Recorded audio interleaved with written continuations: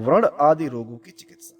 श्री हरि ने कहा, हे रुद्र, प्रहार से हुआ घाव और मवाद युक्त फोड़ा घी के प्रयोग से ठीक हो जाता है। दोनों हाथों में अपामार्ग की जड़ मलकर उसके रस से चोट के घाव को भरने पर रक्तस्राव रुक जाता है। हे शंकर, लांगली का मूल तथा इक्षुदर्भ नामक औषधि को पीसकर उसके लेप से शल्य कांटा युक्त व्रण का मुख संलिप्त करने पर कांटा निकल जाता है तथा बहुत दिनों का गड़ा हुआ भी कांटा घाव से बाहर हो जाता है। नाड़ी के घाव में बाल मूल, मोथा की जड़ को अथवा मेष श्रृंगी, मेढ़ा सिंघी की जड़ जल में घिसकर उसका लेप लगाने से पुराना घाव भी सूख जाता है। भैंस के दही में कोदो का भात मिलाकर खाने से और हींग की जड़ का चूर्ण घाव में भरने से भी नाड़ी का व्रण सूख जाता है।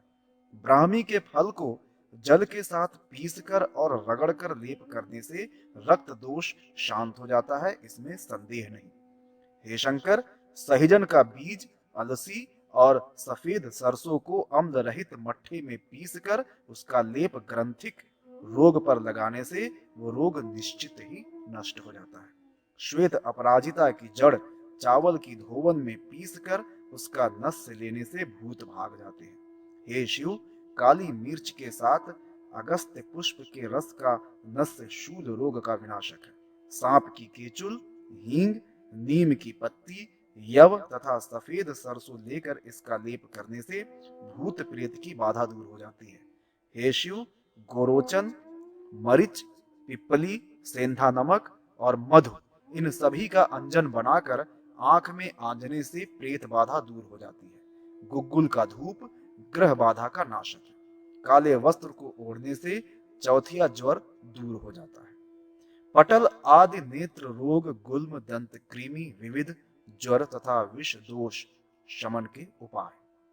श्री हरि ने कहा, हे नील लोहित, श्वेत अपराजिता पुष्प के रस को नेत्रों में डालने से पटल नामक नेत्र रोग नष्ट हो जाता है। इसमें विचार करने की आवश्यकता नहीं है। हे सुरासुर विमर्दन शिव, गोखरू की जड़ चबाकर दांतों में लगे हुए कीटों की व्यथा को दूर किया जा सकता है। यदि ऋतुकाल में उपवास पूर्वक स्त्री गो दुग्ध के साथ मंदार वृक्ष की जड़ को पीसकर पान करती है तो उसके शरीर में होने वाला गुल्म और शूल विकार विनष्ट हो जाते हैं। हे हर, पलाश अथवा अपामार्ग की जड़ हाथ में बांधने से सभी प्रकार के ज्वरों का विनाश होता है तथा भूत प्रेत आदि के द्वारा उत्पन्न होने वाला कष्ट भी नहीं होता। हे परमेश्वर, वृश्चिक मूल अर्थात बिछिया वृक्ष की जड़ को बासी जल के साथ पीसकर प्रातः काल सेवन करने से दाह ज्वर दूर किया जा सकता है। इसकी जड़ों को शिखा में बांधने से एकाहिक आदि जो ज्वर है वे भी विनष्ट हो जाते हैं। उस जड़ को बासी जल के साथ पीस कर पीने से सभी प्रकार का विष दोष विनष्ट हो जाता है। जो मनुष्य पाठा की जड़ को पीस कर गो घृत के साथ पान करता है उसका सभी प्रकार का विष दोष दूर हो जाता है। रक्त वर्ण वाले चित्रक वृक्ष की जड़ को पीस कर कानों में डालने से कामला रोग विनष्ट हो जाता है, इसमें शंका नहीं है। श्वेत कोकिलाक्ष श्वेत तालम खान की जड़ को पीसकर बकरी के दूध में 3 सप्ताह तक पान करने से क्षय रोग विनष्ट हो जाता है। नारियल वृक्ष के पुष्प को बकरी के दूध में मिलाकर पान करने से तीनों प्रकार का रक्तवात विकार नष्ट हो जाता है। सुदर्शन वृक्ष की जड़ को माला के मध्य पिरोकर कंठ में धारण करने से त्रायहिक, तिजरिया आदि ज्वर तथा ग्रह एवं भूतादिक व्याधियां नष्ट हो जाती हैं। हे रुद्र, श्वेत गुंजा वृक्ष के पुष्प तथा मूल को लेकर अपने मुख में रखने से नाना प्रकार के विषयों का विनाश हो जाता है। इस औषधि की जड़ को हाथ और कंठ में धारण करने पर ग्राहिदिक दोष दूर हो जाते हैं। हे नील लोहित, कृष्ण पक्ष की चतुर्दशी तिथि को लाई गई इस औषधि की जड़ को कटि प्रदेश में बांधकर सिंह आदि हिंसक पशुओं के भय को दूर किया जा सकता है। हे ईश, विष्णु क्रांता अपराजिता की जड़ को रेशमी सूत में बांधकर कान में धारण करने से मगर मच्छादिक जंतुओं का भय नहीं रहता। गंडमाला, प्लीहा, विद्रध, कुष्ठ, दद्र, सीध्न, पीनस तथा छद्र आदि विविध रोगों का उपचार और सुगंधित द्रव्यों के निर्माण की विधि। श्री हरि ने कहा, हे ईश्वर, गोमूत्र के साथ अपराजिता की जड़ पीने से गंडमाला रोग शीघ्र ही नष्ट हो जाता है, इसमें संशय नहीं है। इंद्र वारुणी की भी जड़ पीने से इस रोग का विनाश होता है। जिंगड़ी, मंजीठा, एरंड तथा शूक शिम्बी के वांच को मिलाकर शीतल जल युक्त लेप लगाने से भुजाओं में होने वाली व्यथा और गर्दन की व्यथा दूर हो जाती है। भैंस का मक्खन, अश्वगंधा, पिप्पली, वचा, वच और दोनों प्रकार का कूट एक में मिलाकर बनाया गया लेप लिंग स्रोत तथा स्तनगत दुखों का विनाशक है। कूट और नागबला के चूर्ण को मक्खन में मिलाकर सिद्ध किया गया लेप युवतियों के वक्ष स्थल को सुडौल ओज गुण से संपन्न तथा सुंदर बनाता है। इंद्र वारुणी की जड़ उखाड़कर रोगी का नाम लेकर दूर से ही उसके प्रति फेंक दिया जाए तो रोगी का प्लीहा रोग दूर हो जाता है। चावल के धोवन में श्वेत पुनर्नरवा की जड़ पीस कर पीने से निश्चित ही विद्रध रोग नष्ट हो जाता है। इसमें कुछ विचार करने की आवश्यकता नहीं है। केले का पत्ता और यवक्षार जल में सिद्ध करके तैयार किया गया पेय पीने से उदर जनित समस्त विकार दूर हो जाते हैं। केले की जड़ गुड़ और घी में मिलाकर अग्नि पर पकाकर खाया जाए तो वो उदर जनित कृमियों को विनष्ट कर देता है। प्रतिदिन प्रातः काल आंवले और नीम की पत्तियों का चूर्ण भक्षण करने से कुष्ठ रोग दूर हो जाता है। हरित की विडंग, हल्दी, श्वेत सरसों, सोमलता की जड़, कंजे की जड़ और सेंधा नमक को गोमूत्र में पीसकर एक सिद्ध योग बनाना चाहिए। ये सभी औषधियां कुष्ठ रोग को दूर करने वाली है। 1 भाग त्रिफला, 2 भाग हरित और सोमलता के बीजों को खाना चाहिए। इस पथ्य से दद्र रोग नष्ट हो जाता है। गोमूत्र और नमक से युक्त खट्टे मट्ठे का क्वाथ बनाकर उसको कांसे के पात्र में घिसकर लेप करने से कुष्ठ और दद्र दोनों का विनाश होता है। हल्दी, हरिताल, दूर्वा, गोमूत्र तथा सेंधा नमक मिलाकर तैयार किया गया लेप दद्र, पामा और गर नामक रोग को दूर करता है। हे रुद्र, सोमलता के बीजों का चूर्ण और मक्खन का मधु के साथ सेवन करना चाहिए। ये औषधियां श्वेत कुष्ठ रोग का विनाश करने वाली हैं। इनके प्रयोग से मट्ठे के साथ चावल आदि का भोजन पथ्य है। हे हर, श्वेत अपराजिता की जड़ को उसी के रस के साथ पीस कर किया गया उसका लेप 1 मास में श्वेत कुष्ठ को विनष्ट कर देता है। हे वृषभ ध्वज, पामा और दुर्नामा नामक कुष्ठ का विनाश काली मिर्च और सिंदूर से युक्त भैंस के मक्खन का लेप लगाने से होता है। हे ईश्वर, श्वेत गंभारी शतावरी की जड़ का को दुग्ध के साथ पाक सिद्ध करके उसको खाना चाहिए। ये पाक शुक्ल पित्त रोग का विनाशक है। हे रुद्र, मूली के बीजों को अपामार्ग की जड़ के रस में मिलाकर लगाए गए लेप से सिद्ध रोग विनष्ट होते हैं। केले का क्षार और हल्दी का लेप भी सिद्ध रोग का विनाशक है। हे महादेव, केला और अपमार्ग का क्षार एरंड के तेल में मिलाकर उस लेप का अभ्यंग मालिश करने से तत्काल सिद्ध रोग दूर हो जाता है। हे वृषभध्वज, गोमूत्र से युक्त कुष्मांड, कुम्हड़ा के नाल का क्षार और जल में पीसी गई हल्दी को भैंस के गोबर में मिलाकर मंद मंद आंच पर सिद्ध करना चाहिए। उसका उबटन लगाने से शरीर का सौंदर्य बढ़ जाता है। तिल, सरसों, दारू हल्दी, हल्दी और कूट नामक जो औषधियां हैं, उनका उबटन बनाकर जो पुरुष अपने शरीर में लगाता है वो दुर्गंध से रहित होकर सुगंधित हो जाता है। दूर्वा, कालजंघा, अर्जुन के पुष्प, जामुन की पत्तियां तथा लोध्र पुष्प, इन सभी को एक में मिलाकर पीस लेना चाहिए।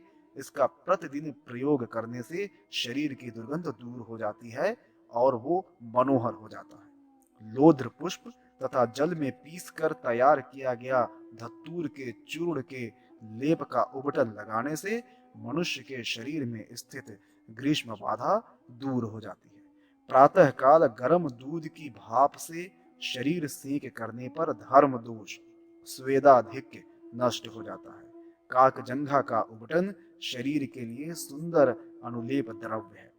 मुलेठी, शर्करा, अंडूस का रस और मधु का सेवन करने से रक्त, पित्त, कामला और पांडु रोग विनाश होता है। अंडूस का रस और मधु पीने से रक्त, पित्त विकार दूर हो जाता है। प्रातः काल मात्र जल पीकर भयंकर पीनस रोग को दूर करना चाहिए। हे महेश्वर, बहेड़ा, पिप्पली और सेंधा नमक का चूर्ण कांजी के साथ पान करने से मनुष्य का स्वर भेद दूर हो जाता है।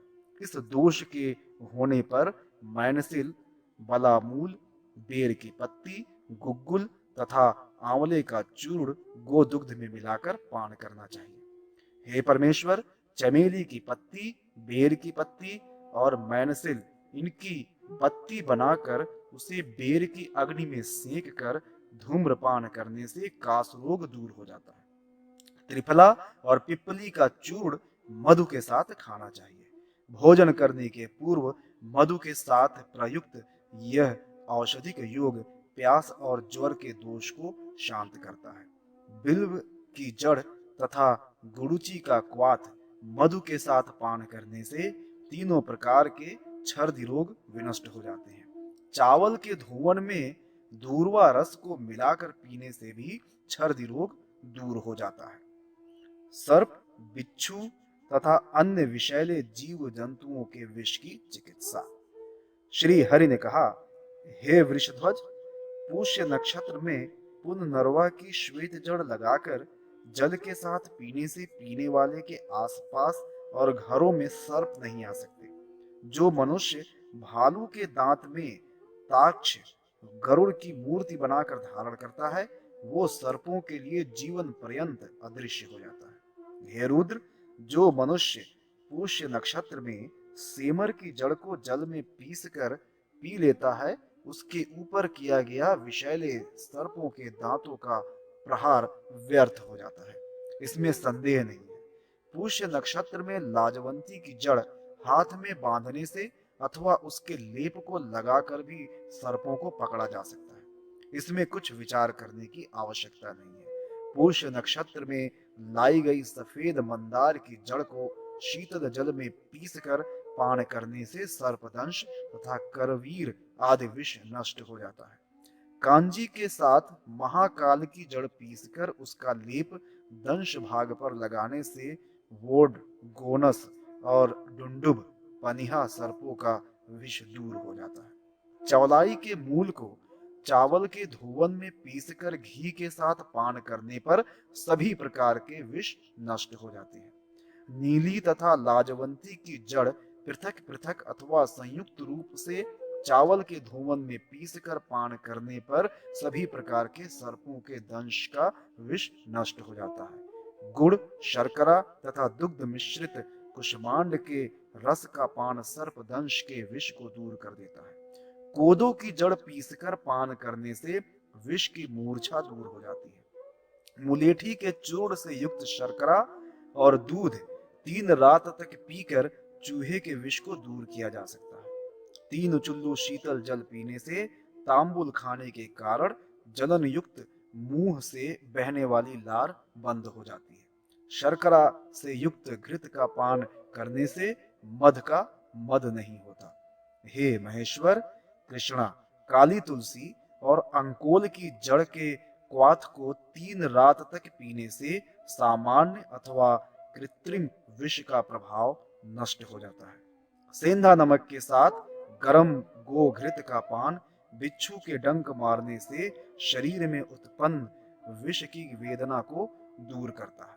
हे शिव, कुसुम, कुसुम, कुमकुम, हरिताल, मैनसिल, कंजा और मंदार वृक्ष की जड़ पीसकर पान करने से मनुष्यों में चढ़ा हुआ सर्प या बिच्छू का विष नष्ट हो जाता है। हे हर, दीपक का तेल लगाने से सामान्य ततैया आदि कीटों का विष दूर हो जाता है। इससे कण खजूरे का भी विष नष्ट हो जाता है, इसमें संदेह नहीं।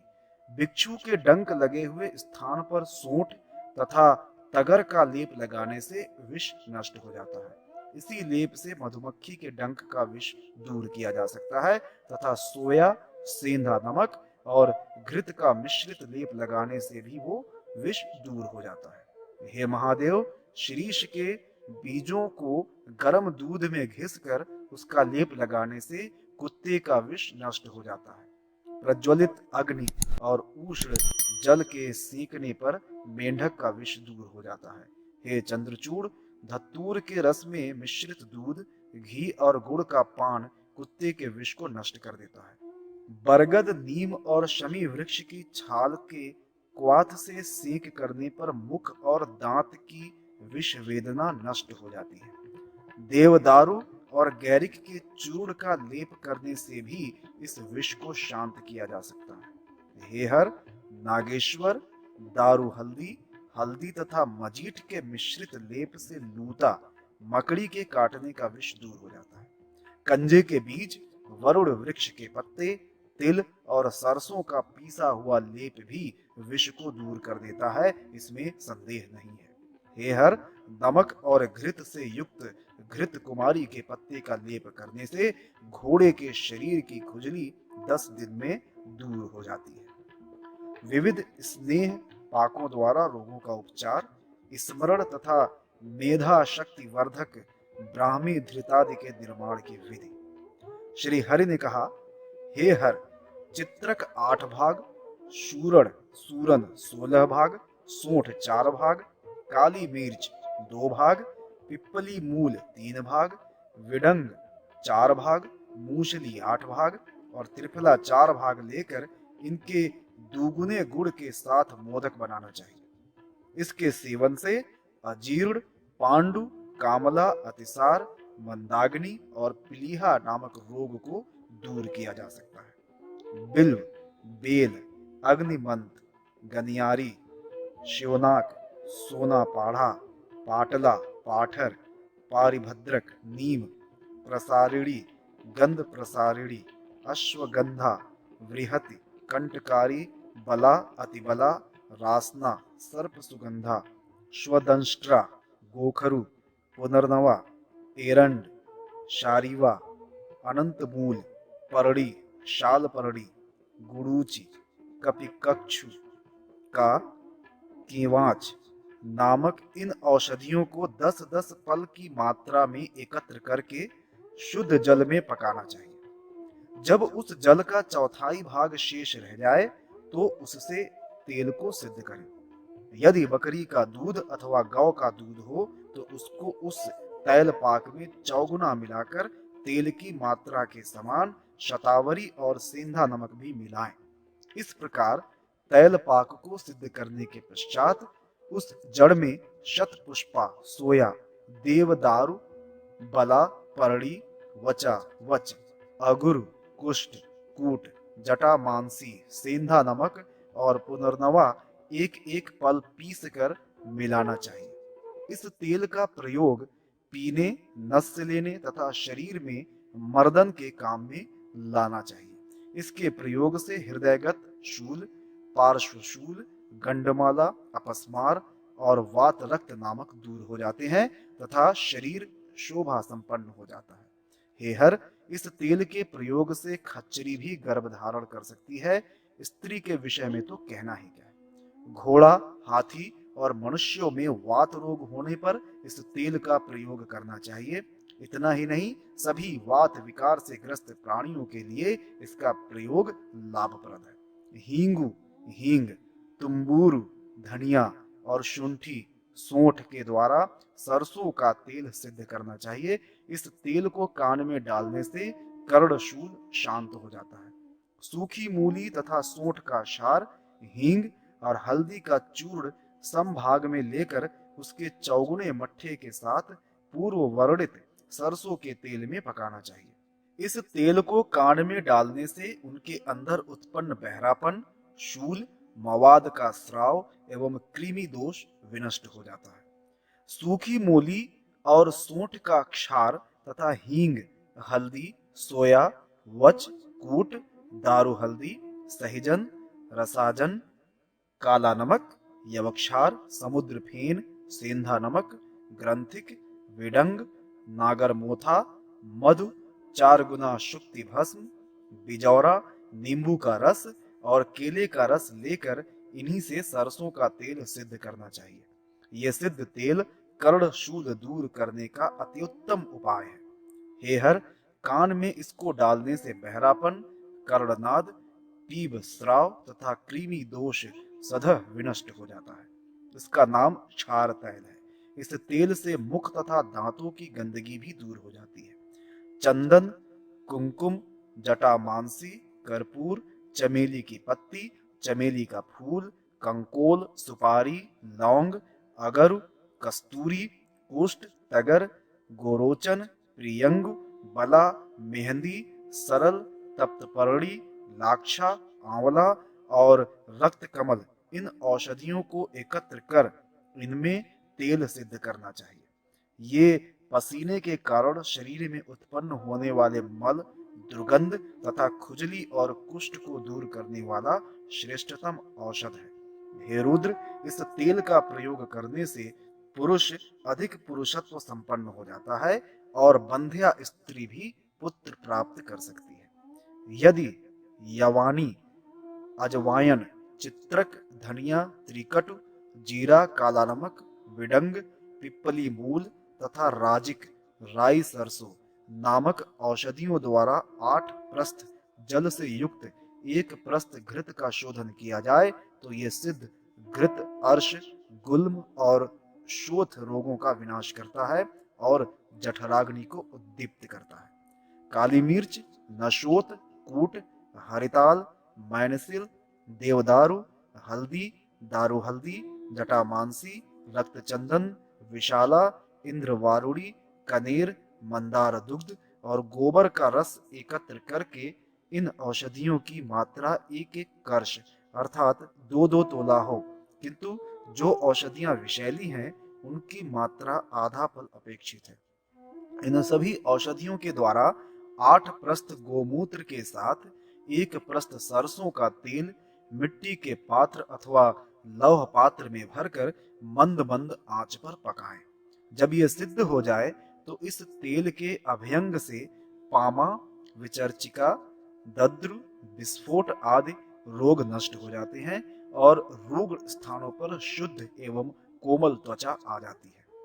अत्यधिक मात्रा में पहले से फैले हुए पुराने श्वेत कुष्ठ रोग को भी इस तेल के प्रयोग से नष्ट किया जा सकता है। हे शिव, परवल की पत्ती, कुटुकी, मंजीठ, अनंत मूल, हल्दी, चमेली की पत्ती, शमी की पत्ती, नीम की पत्ती और मुलेठी के क्वाथ से सिद्ध घृत का लेप करने से वर्ण पीड़ा रहित हो जाता है और उसका बहना भी बंद हो जाता है। शंख पुष्पी, वचा, सोमलता, ब्राह्मी, काला नमक, हरित की गुड़ूची, जंगली अणुसा और वकुची नामक औषधियों को समान रूप से 1-1 अक्ष पल की मात्रा में एकत्र करके उसमें 1 प्रस्थ घृत को यथाविधि सिद्ध करना चाहिए। साथ ही कंठकारी का रस 1 प्रस्थ तथा गोदुग्ध भी 1 प्रस्थ मिलाना चाहिए। इस घृत पाक का नाम ब्राह्मी घृत है। यह स्मृति और मेधा शक्ति को बढ़ाने वाला है। अग्निमंत्र, गनियारी, वचा, वासा, अणुसा, पिपली, मधु तथा सेंधा नमक 7 रात सेवन करने से मनुष्य किन्नरों के समान मधुर गीत गाने वाला हो जाता है। समान भाग में गृहित अपामार्ग, गुड़ूची, वचा, कूट, शतावरी, शंख पुष्पी, हरित की और विडंग के चूर्ण को समान भाग घृत के साथ सेवन करने से मात्र 3 दिन में ये मनुष्य को 108 ग्रंथों को कंठस्थ करने की क्षमता वाला बना देता है। जल, दूध या घृत के साथ 1 मास पर्यंत सेवन की गई वचा तो मनुष्य को श्रुतिधारक विद्वान बना देती है। चंद्र ग्रहण या सूर्य ग्रहण के अवसर पर दूध के साथ 1 पल सेवन की गई वचा मनुष्य को उसी समय श्रेष्ठतम प्रज्ञावान बना देती है। चिरायता, नीम की पत्ती, त्रिफला, पित्त पापड़ा, परवल, मोथा और अणुसा से बने हुए क्वाथ का पान विस्फोटक वर्णों और रक्तस्राव को विनष्ट कर सकता है। इसमें विचार करने की आवश्यकता नहीं है। केतकी का फल, शंख भस्म, सेंधा नमक, त्रिकट, काली मिर्च, सोंठ और पिप्पली, वचा, समुद्र फेन, रसाजन, मधु, विडंग और मैनसील नामक औषधियों को एक में मिलाकर बनाई गई बत्ती का नेत्रों में प्रयोग करने से काच, तिमिर तथा पटल दोष नष्ट हो जाते हैं। 2 प्रस्थ अर्थात 60 सेर उड़द लेकर उससे 1 द्रोण अर्थात 16 सेर जल में क्वाथ बनाना चाहिए। चौथाई भाग शेष रहने पर उस क्वाथ के द्वारा 1 प्रस्थ अर्थात 4 सेर तेल का पाक करें।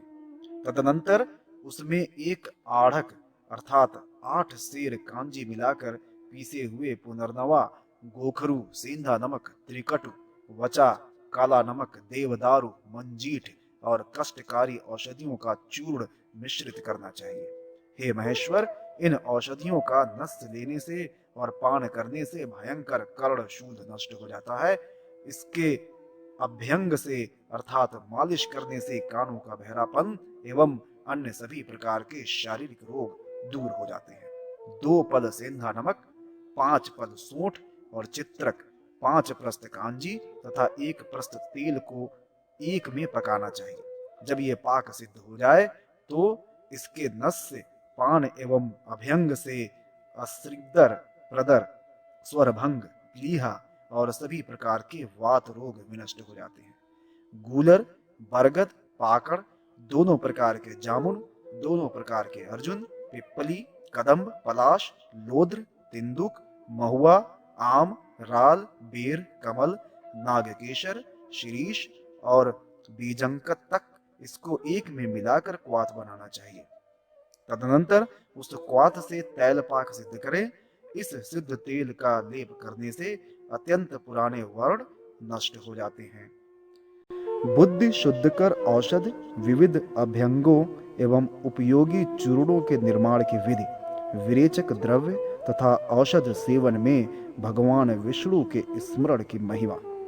श्री हरि ने कहा, हे हर, प्याज, जीरा, कूट, अश्वगंधा, अजवायन, वचा, त्रिकटु और सेंधा नमक से निर्मित श्रेष्ठ चूर्ण को ब्राह्मी रस से भावित करके घृत तथा मधु के साथ मात्र 1 सप्ताह प्रयुक्त करने पर यह मनुष्य की बुद्धि को अत्यंत निर्मल बना देता है। सरसों, वचा, हींग, करंज, देवदारू, मंजीठ, त्रिफला, सोंठ, शिरीष, हल्दी, दारू हल्दी, प्रियंगु, नीम और त्रिकटु को गोमूत्र में घिसकर नस से आलेपन तथा उबटन के रूप में प्रयुक्त करना हितकारी होता है। ये अपस्मार, विषोन्माद, शोथ तथा ज्वर का विनाशक है। इसके सेवन से भूत प्रेतादि जन्य तथा राजद्वारीय भय विनष्ट हो जाते हैं। नीम, कूट, हल्दी, दारू हल्दी, सहजन, सरसों का तेल, देवदारू, परवल और धनिया को मट्ठे में घिसकर उबटन बना लेना चाहिए। तदनंतर शरीर में तेल लगाकर इस उबटन का प्रयोग करें तो निश्चय ही पामा, कुष्ठ, खुजली ठीक हो जाती है। समुद्र लवण, समुद्र फेन, यवशार, राजिका, गौर सरसप, नमक, विडंग, कटुकी, लौह चूर्ण, निशोथ और सूरन, इन्हें समान भाग में लेकर दही, गोमूत्र तथा दूध के साथ मंद मंद आंच पर पका करके जल से पान करना चाहिए। यह चूर्ण अग्नि और बलवर्धक है। पुराना अजीर्ण रोग होने पर इस चूर्ण का सेवन जटा मांसी आदि से युक्त घृत के साथ करना चाहिए। ये इस रोग की उत्तम औषधि है। यह चूर्ण नाभिशूल, मूत्रशूल, गुल्म और प्लीहा जन्य जो भी शूल हैं उन सभी शूलों को विनष्ट करने वाला है। यह जठराग्नि को उद्दीप्त कर देता है। परिणाम नामक शूल में ये तो परम हितकारी है। हरितकी, आंवला, द्राक्षा, पिपली, कंटकारी, काकड़ा सिंगी, पुनर्नवा और सोंठ के चूर्ण को खाने से कास रोग विनष्ट हो जाता है। समान भाग में हरितकी, आंवला, द्राक्षा, पाढ़ा, बहेड़ा और शर्करा का चूर्ण खाने से ज्वर रोग दूर हो जाता है। त्रिफला, बेर, द्राक्षा और पिप्पली का चूर्ण विरेचक होता है। हरितकी, गरम जल तथा नमक का सेवन करने से भी विरेचन होता है। श्री हरि बोले, हे उमापते, मेरे द्वारा कही गई ये जितनी भी औषधियां हैं वे समस्त रोगों को वैसे ही नष्ट कर देती हैं जैसे इंद्र का वज्र वृक्ष को नष्ट कर देता है। भगवान विष्णु का स्मरण करते हुए औषधि का सेवन करने से रोग नष्ट हो जाता है। उनका ध्यान, पूजन और स्तवन करते हुए औषधि सेवन करना निश्चय ही लाभदायक होता है। इसमें विचार करने की आवश्यकता नहीं। व्याधिहर वैष्णव कवच। श्री हरि ने कहा, हे रुद्र, अब मैं समस्त व्याधियों के विनाशक कल्याणकारी उस वैष्णव कवच को बताऊंगा जिसके द्वारा प्राचीन काल में दैत्यों को विनष्ट करते हुए भगवान शिव की रक्षा हुई थी। अजन्मा, नित्य, अनामय, ईशान, सर्वेश्वर, सर्वव्यापी, जनार्दन, देव देवेश्वर भगवान विष्णु को प्रणाम करके मैं रक्षा के निमित्त अमोघ अप्रतिम वैष्णव कवच को धारण करता हूँ, जो सभी दुखों का निवारण करने वाला और सर्वस्व है। ये कवच इस प्रकार है। भगवान विष्णु मेरी आगे से रक्षा करें, कृष्ण मेरी पीछे से रक्षा करें, हरि मेरे सिर की रक्षा करें, जनार्दन हृदय की रक्षा करें, मेरे मन की रक्षा ऋषिकेश और जिह्वा की रक्षा केशव करें, वासुदेव दोनों नेत्रों की तथा संकर्षण बलराम दोनों कानों की रक्षा करें, प्रद्युम्न मेरे नाक की, अनिरुद्ध शरीर के चर्म भाग की रक्षा करें, भगवान की वनमाला मेरे कंठ प्रदेश के नीचे अंतःकरण तक और उनका श्रीवत्स मेरे अधोभाग की रक्षा करें। दैत्यों का निवारण करने वाला चक्र मेरे वाम पार्श्व की रक्षा करे, समस्त असुरों का निवारण करने वाली गदा मेरे दक्षिण पार्श्व की रक्षा करें, मेरे उदर भाग की रक्षा मूसल और पृष्ठ भाग की रक्षा लांगल हल करे, मेरे ऊर्ध्व भाग की रक्षा शांग नामक धनुष तथा मेरे दोनों जंघा प्रदेशों की रक्षा नंदक नामक तलवार करे, मेरे पाशड़ी भाग की रक्षा शंख और दोनों पैरों की रक्षा पद्म करें। गरुड़ सदैव मेरे सभी कार्यों के अभीष्ट अर्थ की सिद्धि के लिए रक्षा करते रहें। भगवान वराह जल में, भगवान वामन विषम परिस्थितियों में, भगवान नरसिंह वन में और भगवान केशव सब ओर से मेरी रक्षा करते रहें। हिरण्य गर्भ भगवान मुझे हिरण्य अर्थात स्वर्ण की राशि प्रदान करें। सांख्य दर्शन के आचार्य भगवान कपिल मुनि मेरे शरीर में स्थित सभी प्रकार के धातुओं में समानता बनाए रखें। श्वेत द्वीप में निवास करने वाले भगवान अजन्मा विष्णु मुझको भी श्वेत द्वीप में ले चलें। मधु कैटभ का मर्दन करने वाले विष्णु मेरे सभी शत्रुओं का विनाश करें। मेरे शरीर में विद्यमान समस्त पापों को खींच खींच कर सदैव भगवान विष्णु विनष्ट करते रहें। हंसावतार, मत्स्यावतार व कूर्मावतार धारण करने वाले विष्णु सभी दिशाओं में मेरी रक्षा करें। भगवान त्रिविक्रम देव मेरे समस्त पापों को काट डालें। भगवान नारायण देव मेरी बुद्धि का विकास करें। शेष नारायण मेरे ज्ञान को निर्मल बनाए तथा अज्ञान का विनाश करें। मैंने जो कुछ भी पाप किया है उस समस्त पापों को भगवान वड़वा मुख हयग्रीव विनष्ट करें। भगवान विष्णु मेरे दोनों पैरों को और सिर को सुख प्रदान करें। भगवान दत्तात्रेय मुझे पुत्र और बंधु बांधव तथा पशुओं से संपन्न रखें। भगवान जामदग्नि परशुराम अपने परशु से मेरे सभी शत्रुओं का विनाश करें। राक्षसों के निहंता दशरथ सुत आजान भुज भगवान श्री राम मेरी नित्य रक्षा करें। यादव नंदन बलराम अपने हल से मेरे शत्रुओं का विनाश करें। प्रलंब, केशी, चारूर, पूतना तथा कंस का संहार करने वाला जो बाल भाव भगवान कृष्ण का है वही मेरे समस्त मनोरथों को पूर्ण करे। हे देव, मैं अंधकार के समान तमोगुण से संपन्न हाथ में पाश धारण करने वाले यमराज के सदृश काले पीले वर्ण वाले भयंकर पुरुष को देख रहा हूँ। उनके भय से मैं संत्रस्त हो गया हूँ। हे पुंडरीकाक्ष भगवान अच्युत, मैं आपकी शरण में आया हूँ। आपके इस आश्रय से मैं धन्य हो उठा हूँ। आपकी शरण ग्रहण करने से अब मुझे कोई भय नहीं रह गया है, अतः मैं नित्य निर्भय हो गया हूँ। समस्त सांसारिक उपद्रवों को विनष्ट करने वाले भगवान नारायण देव का ध्यान करके वैष्णव कवच से आबद्ध मैं पृथ्वी तल पर विचरण करता रहूं। इसी के प्रभाव से मैं सभी प्राणियों के लिए अजेय हो गया हूं। इतना ही नहीं, सर्वदेव मैं भी हो गया हूं।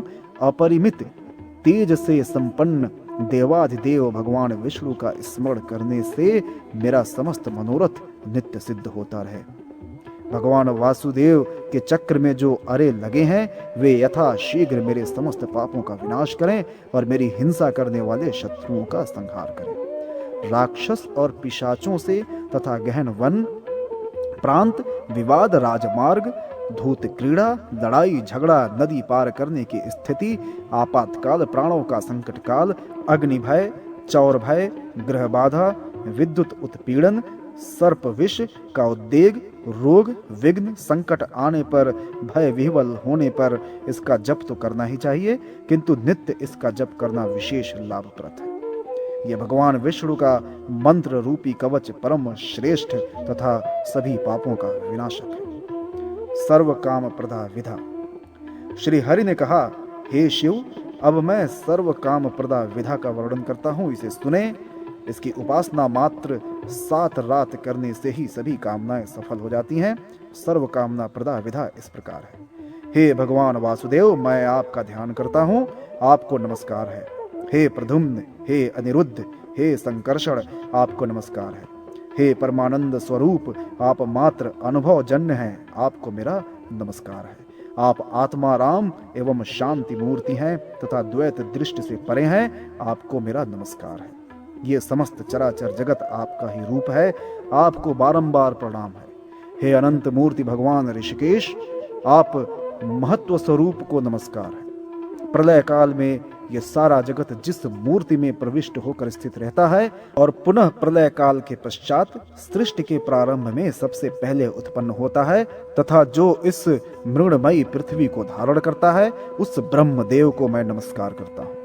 जिस देव को स्पर्श करने और पहचानने में न मन बुद्धि समर्थ है, न ज्ञानेन्द्रियां, कमेंद्रियां और प्राण समर्थ है, तथा आकाश के समान जो देव समस्त चराचर प्राणियों के अंदर और बाहर विचरण करते हैं, ऐसे व्योम स्वरूप आप देव को मैं नमस्कार करता हूँ। हे पंचभूतों के स्वामी, ऐश्वर्य मूर्ति, महापुरुष भगवान वासुदेव, आपको नमस्कार है। हे परमेष्ठिन, आपके सकल सत्वों की उत्पत्ति होती है तथा आपके चरणार बिंदु युगल मानो शील समूह रूपी कमलों की धर्माख्या विधा रूप रेणुत्पल है, आपको नमस्कार है। चित्रकेतु ने इस विधा के द्वारा विधा रत्व को प्राप्त किया था। विष्णु धर्माख्या विधा। श्री हरि ने कहा, हे महेश्वर, जिस विष्णु धर्म विधा का जाप करके देवराज इंद्र ने समस्त शत्रुओं पर विजय प्राप्त कर इंद्रत्व पद ग्रहण किया था, उस विधा को कहता हूँ। इस विधा के जप से पूर्व दोनों पैर, दोनों जानु, दोनों जंघा प्रदेश, उदर, हृदय, वक्ष स्थल, मुख और शिरोभाग में ओमकार आदि वर्णों से यथाक्रम न्यास करना चाहिए। नमो नारायणाय इस मंत्र द्वारा विपरीत कर्म से भी न्यास करें। तदनंतर द्वादशाक्षर मंत्र ओम नमो भगवते वासुदेवाय के आदि वर्ण ओमकार से करन्यास करें। अंतिम यकार से अंगुष्ठ आदि अंगुलियों को पर्व संधियों में न्यास करके हृदय में ओमकार का न्यास करना चाहिए। संपूर्ण मंत्र से मस्तक भाग में न्यास करें। मूर्धा से प्रारंभ करके भ्रुवों के मध्य भाग में ओमकार मंत्र से न्यास करके शिखा तथा नेत्रादि में ओम विष्णवे नमः इस मंत्र से न्यास करना चाहिए। अनंतर अंतरात्मा में उन परम शक्तियों से संपन्न परमात्मा शेष नारायण का इस प्रकार ध्यान करना चाहिए। भगवान हरि मेरी रक्षा करें, मत्स्य मूर्ति भगवान जल में मेरी रक्षा करें, भगवान त्रिविक्रम आकाश में और भगवान वामन स्थल में मेरी रक्षा करें। वन प्रांत में भगवान नरसिंह, पर्वत भाग में जामदग्नि परशुराम मेरी रक्षा करें, भूमि पर भगवान वराह, व्योम में भगवान नारायण मेरी रक्षा करें, कर्मों के बंधन से भगवान कपिल तथा रोगों के प्रकोप से भगवान दत्तात्रेय मेरी रक्षा करें। भगवान हयग्रीव देवताओं से, कुमार कामदेव से मेरी रक्षा करें। भगवान नारद अन्य देवों की उपासना से और भगवान कूर्मदेव नेतृत्व में सदैव मेरी रक्षा करें। भगवान धन्वंतरी अपथ्य सेवन से, भगवान शेषनाग क्रोध से, भगवान यज्ञ देव समस्त रोग समुदाय से और भगवान व्यास अज्ञान से मेरी रक्षा करें। भगवान बुद्ध पाखंड समूह से एवं भगवान कल की देव पाप से मेरी रक्षा करें। भगवान विष्णु मध्याह्न काल में मेरी रक्षा करें। भगवान नारायण प्रातः काल में मेरी रक्षा करें। भगवान मधुसूदन अपराह्न काल में और भगवान माधव सायंकाल में मेरी रक्षा करें। भगवान ऋषिकेश प्रदोष काल में तथा भगवान जनार्दन प्रत्यूष काल में मेरी रक्षा करें। भगवान श्रीधर अर्धरात्रि तथा भगवान पद्मनाभ निशीथ काल में मेरी रक्षा करें। हे भगवान, आपका सुदर्शन, कौमोद की गदा और वाण मेरे शत्रुओं तथा राक्षसादि का संहार करें। आपका शंख, पद्म, शांग, धनुष तथा वाहन गरुड़ भी शत्रुओं से मेरी रक्षा करें। भगवान वासुदेव के सन्निकट स्थित अलंकार स्वरूप सभी पार्षद मेरे बुद्धि, इंद्रिय, मन और प्राणों की रक्षा करें। सर्प का रूप धारण करने वाले भगवान शेष नारायण सदैव सर्वत्र मेरी रक्षा करें। भगवान नरसिंह सदैव सभी दिशाओं और विदिशाओं में मेरी रक्षा करें। इस प्रकार जो व्यक्ति इस विष्णु धर्माख्या विधा को धारण करता है, वो अपने नेत्रों में जिस जिसको देखता है वो उसी के वश में हो जाता है और सभी पापों से मुक्त तथा रोग रहित होकर वो स्वर्ग लोक को प्राप्त करता है। विषहरी गारुड़ी विधा तथा भगवान गरुड़ के विराट स्वरूप का वर्णन। धन्वंतरी ने कहा, अब मैं गरुड़ के द्वारा कही गई गारुड़ी विधा का वर्णन करता हूं। इस विधा को सुमित्र ने कश्यप मुनि से कहा था। यह विधा सभी प्रकार के विषयों का उपहारक है। पृथ्वी, जल, तेज, वायु और आकाश, ये 5 तत्व हैं। इन पांचों तत्वों के पृथक पृथक मंडल होते हैं तथा उन मंडलों के अधिष्ठाता ये पृथ्वी आदि देवता ही माने गए हैं। अन्य देवता भी इन मंडलों में स्थित रहते हैं। इनके पृथक पृथक मंत्र भी हैं। इन मंडलाधिपति देवताओं के मंत्रों तथा यथा विधि न्यास पूर्वक जप करने से अभीष्ट सिद्धि होती है और विष बाधा दूर हो जाती है।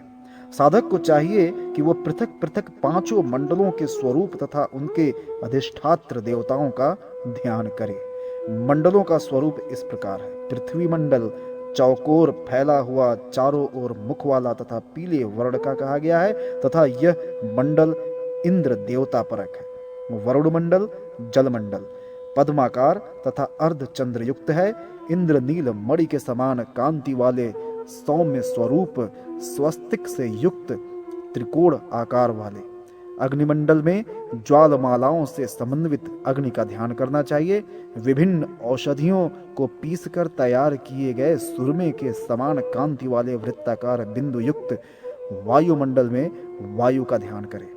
आकाश मंडल का चिंतन क्षीर सागर में उठती हुई लहरों के समान आकार वाले, शुद्ध स्फटिक के सदृश आभा वाले तथा संपूर्ण संसार को अपनी अमृतमयी रश्मियों से आप्लावित करने वाले के रूप में करें। जो 8 महानाग कहे गए हैं उसमें वासुकी और शंखपाल नामक नाग पृथ्वी मंडल में स्थित रहते हैं। करकोटक तथा पद्मनाभ नामक 2 नागों का वास वरुण मंडल जल मंडल में है। कुलिक और तक्षक नामक नाग अग्निमंडल में निवास करते हैं। महापद्म तथा पद्म नामक नाग वायुमंडल में रहते हैं। साधक को इन नागों का ध्यान करके पृथ्वी आदि पंचभूत तत्वों का न्यास करना चाहिए। अंगुष्ठ से लेकर कनिष्ठ का पर्यंत अंगुलियों में अनुलोम और विलोम रीति से न्यास करना चाहिए। अंगुलियों की पर्व संधियों में जया और विजया नामक 2 शक्तियों का न्यास करना चाहिए। पुनः अपने शरीर में शिव षडंग न्यास, पंच तत्व न्यास तथा व्यापक न्यास करें। देवता के नाम के आदि में प्रणव तथा अंत में नमः प्रयुक्त करें। यह विधि स्थापन एवं पूजनादिक मंत्र के रूप में बतलाई गई है। देवता के नाम के आद्य अक्षर भी मंत्र रूप होते हैं। 8 नागों के जो मंत्र हैं वे उनके सन्निधान को प्राप्त करने वाले हैं। पंच तत्वों के साथ आदि में ओम तथा अंत में स्वाहा लगाने से मंत्र बन जाते हैं। ऐसा करने से ये मंत्र साक्षात गरुड़ के समान साधक के सभी अभीष्ट कर्मों को सिद्ध करने वाले हो जाते हैं। स्वर वर्णों से करन्यास करके पुनः उन्हीं के शरीर के अन्य अंगों में भी न्यास करना चाहिए। तदनंतर आत्मशुद्धि कारक उद्दीपक प्राण शक्ति का चिंतन करना चाहिए। इसके बाद साधक को अमृत की वर्षा करने वाले बीज का ध्यान करना चाहिए। इस प्रकार आप्यायन करके साधक को अपने मस्तिष्क में आत्म तत्व का चिंतन करना चाहिए। तत्पश्चात स्वर्ण के समान कांति वाली समस्त लोकों में फैली हुई तथा लोकपालों से समन्वित पृथ्वी का दोनों पैरों में न्यास करना चाहिए। बुद्धिमान साधक को चाहिए कि वो भगवती पृथ्वी देवी का अपने संपूर्ण देह में न्यास करे। इसी प्रकार अपने देह के अंगों में शेष 4 मंडलों तथा उनमें स्थित देवों का न्यास करे। इस प्रकार पंचभूत तत्वों का न्यास करके यथाक्रम 8 नागों का न्यास ध्यान करना चाहिए। इसके पश्चात स्थावर और जंगम प्राणियों के विष दोष का विनाश करने के लिए पक्षी राज गरुड़ का ध्यान इस प्रकार करना चाहिए। गरुड़ देव अपने दोनों पैरों, पंखों तथा चोंच द्वारा पकड़े हुए कृष्ण वर्ण वाले नागों से विभूषित हैं। ग्रह, भूत, पिशाच, डाकिनी, यक्ष, राक्षस का उपद्रव होने पर विषधर नागों से घिरे हुए भगवान शिव का अपने शरीर में न्यास करना चाहिए। यथाविधि ध्यान, पूजन आदि कृत्यों को करके साधक को सभी कर्मों में सिद्धि प्राप्त करने के लिए अभीष्ट रूप धारण करने वाले, मन पर विजय प्राप्त करने में समर्थ, संपूर्ण संसार को अपने रस में आप्लावित करने वाले एवं सृष्टि तथा संहार के कारण अपने प्रकाश पुंज से उद्दीप्त और समस्त ब्रह्मांड में व्याप्त 10 भुजाओं और 4 मुखों वाले पिंगल वर्ग के नेत्र वाले, हाथ में शूल धारण करने वाले, भयंकर दांत वाले, अत्यंत उग्र त्रिनेत्र तथा चंद्र चूड़ से विभूषित और गरुड़ स्वरूप भैरव का चिंतन करना चाहिए। नागों का विनाश करने के लिए उन परम तत्व ने महाभयंकर गरुड़ का रूप धारण किया है। विराट रूप भगवान गरुड़ के दोनों पैर पाताल लोक में स्थित हैं और उनके सभी पंख समस्त दिशाओं में फैले हुए हैं। 7 स्वर्ग उनके वक्ष स्थल पर विद्यमान है। ब्रह्मांड उनके कंठ का आश्रय लेकर अवस्थित है। पूर्व से लेकर ईशान पर्यंत 8 दिशाओं को उनका शिरोभाग समझना चाहिए। अपनी तीनों शक्तियों से समन्वित सदा शिव इनके शिखा मूल में स्थित हैं। ये ताक्ष गरुड़ साक्षात परात्पर शिव और समस्त भुवनों के नायक हैं। त्रिनेत्रधारी उग्र स्वरूप वाले नागों के विषों के विनाशक, सबको ग्रास बनाने वाले भीषण मुख वाले गरुड़ मंत्र के मूर्त रूप कालाग्नि के सदृश देदीप्यमान गरुड़ देव का अपने समस्त अभीष्ट कर्मों की सिद्धि के लिए चिंतन करना चाहिए। जो मनुष्य न्यास ध्यान की विधि संपन्न करके इन देव की पूजा करता है, उनका सब कुछ सिद्ध हो जाता है तथा वो स्वयं गरुड़ देव की शक्ति से संपन्न हो जाता है। भूत, प्रेत, यक्ष, नाग, गंधर्व तथा राक्षस आदि तो उनके दर्शन मात्र से ही भाग जाते हैं। चौथिया आदि ज्वर भी विनष्ट हो जाते हैं।